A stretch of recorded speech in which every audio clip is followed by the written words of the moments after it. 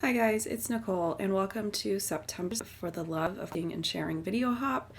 My video is going to be a little bit shorter today and it's kind of just based on what the theme for the month was, and it was basically kits. And this could be a kit that you made, a kit club subscription, a page kit, kind of anything along those lines. So for me, I went to my Scrapbook Generation page kit stash and I thought I had more where I had photos matched and printed with them. It turned out I did not. This was sort of the only one that was kind of queued up and ready to go. And I'm not sure if it's just because I've been doing sketches and then a couple of my own things here and there for the last couple months that I don't know, it was kind of weird to go back and do one of these page kits. It was definitely nice to not have to think about anything and to just follow directions, but it was just kind of almost like a trip down memory lane because I have done so many of these and it's been a while since I've done one.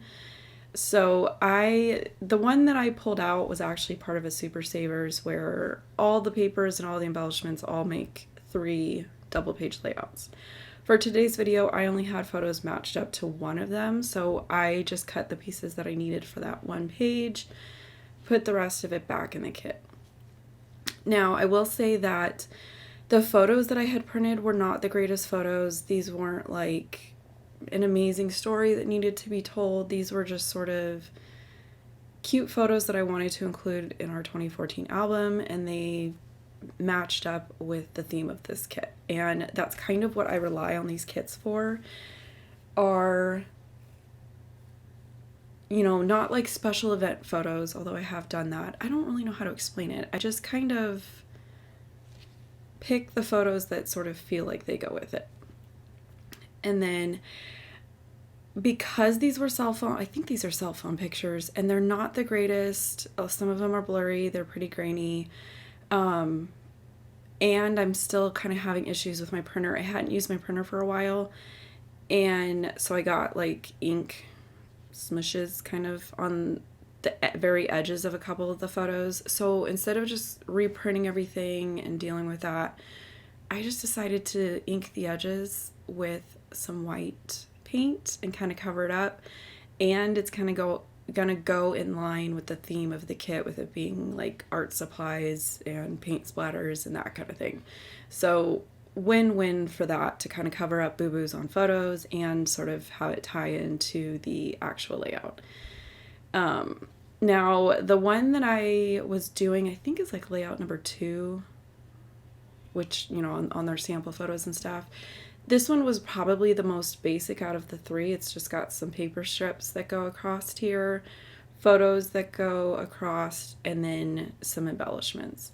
And that is kind of why I do keep a stash of these kits, is I like how easy they are. I like that it's not going to take me very long to get the layout done, but in the end, I'm going to end up with a interesting to look at layout. It's going to be well balanced. It's going to hit those things of paper, photos, title, journaling, that kind of thing.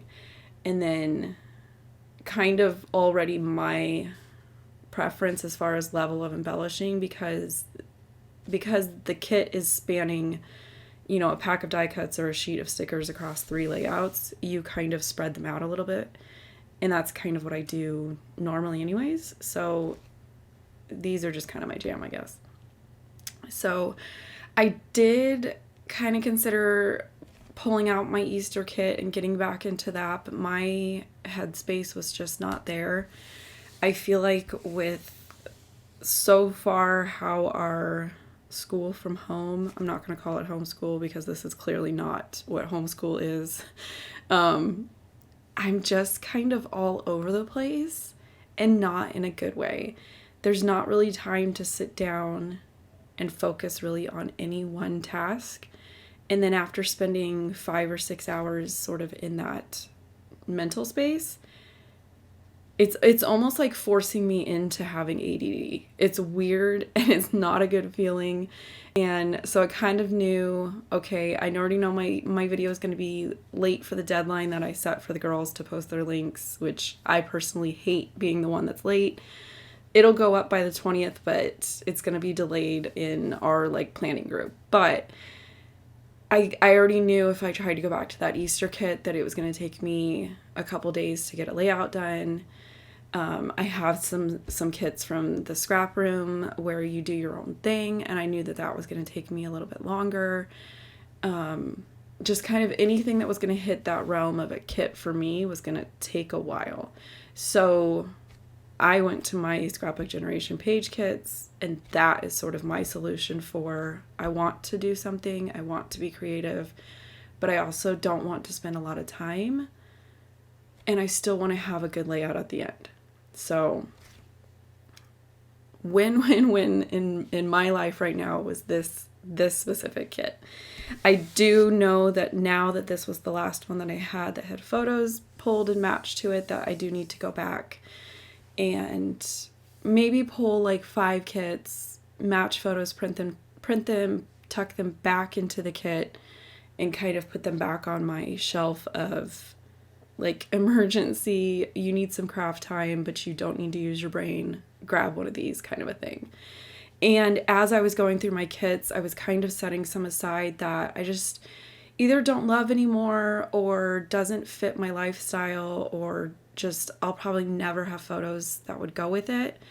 So those I'm kind of making a pile along with some other stuff that I've been going through my room with the goal of hopefully maybe sometime in October I'll be able to start doing some destash. Know that I am going through my Scrapbook Generation page kits, and I'm probably going to have some of those that I would like to destash, and I would like to see them go to somebody that loves them as well, or maybe wants to try them or something. But I don't know if, like, I'm trying to do my research now and figure out like how people do their destash boxes. So I don't know if it's good or bad to have like an entire box that's just SG kits, or an entire box that's just Doodlebug brand. Like, I don't really know, like, it makes sense to me to keep stuff like that together in a box, but I don't know as a buyer if that's like how you guys prefer to buy destash boxes. The only time I've ever bought destash boxes, it was like specifically just paper, and you were basically told it's these 4 manufacturers and it's just paper and it might be some stickers. Like, I think when I was sort of watching for destash boxes, it wasn't like, there just wasn't as many. So let me know if you have bought a destash box, like what you liked and what you didn't like about it, because I need some help planning. So with that, my layout is done. Check the box below for the links to all the girls that have videos up this month. I'm really curious about their like kit selection this month. So with that, I'm going to say bye, and I'll see you guys later.